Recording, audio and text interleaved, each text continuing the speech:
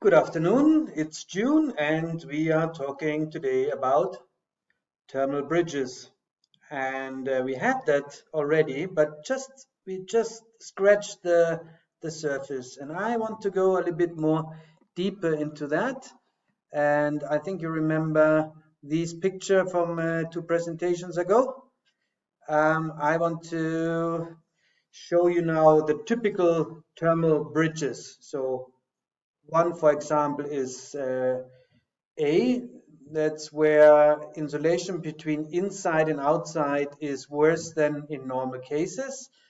That means different use here, for example, it's the window. So the window is integrated in the wall here, but the thermal bridge goes around because it's not included in the insulation. You can see it also here. Then let's go to B. Outside surface is larger than the inside surface, leading to additional losses. You can see this here. That's the outside surface is larger than the inside. And here it's a typical area for growing mold and mildew. And then C is standard wall is interrupted by material with higher thermal conductivity, concrete pillar or steel pillar. So you can see this here on the C. I want to also say that these are transmission losses. They're not cold air leakages. They would run under ventilation, which is still to come in the presentation. And somehow today I'm a little bit in the way here. Cannot hide. So consequences of thermal bridges is, well, worsening of the insulation by up to 40%. And in a nutshell, actually the growth of mildew, which is a kind of fungus and which is dangerous to health, particularly if it's in hospitals or school buildings where people with weak immune system, excuse me. You can see this here, the picture. That's where the mildew is growing and here really heavily developing. The next picture will show kind of the same, but in a different view. So we have a regular picture and one with a thermal camera. And you can see here the temperature is 13 on the surface here, so colder compared to the 19th here of the curtain. These are the curtains here. And the window, always tricky to make a thermal photograph of because of the reflection of the glass. I would not count on that one.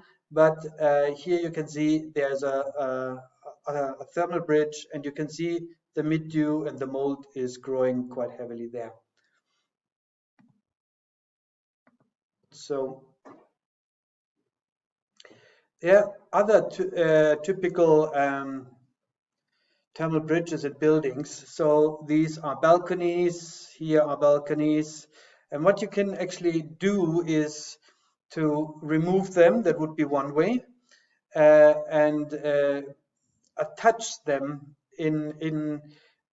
with only a few bolts and nuts, of course, still the building regulations, but here even with an insulation in between, so that the connection between the wall and the balcony or staircases or whatever it is not a cold bridge, a thermal bridge, or so it should be insulated in that way here.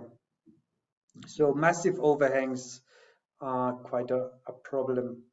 So for our course, we are talking about design, and I think that's exactly what this slide is showing. So how you can avoid this thermal bridges, and well, the simplest way is really to go for a simple form, not something like that, not too much glass.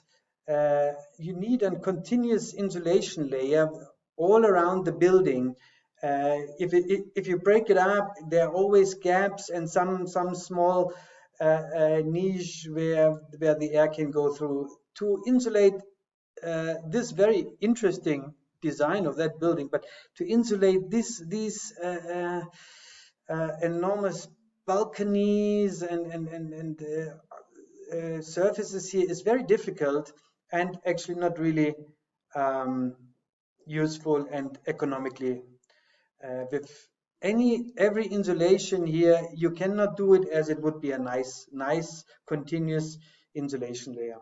So much to thermal bridges. The next will be also thermal. It will be thermal comfort and indoor air quality.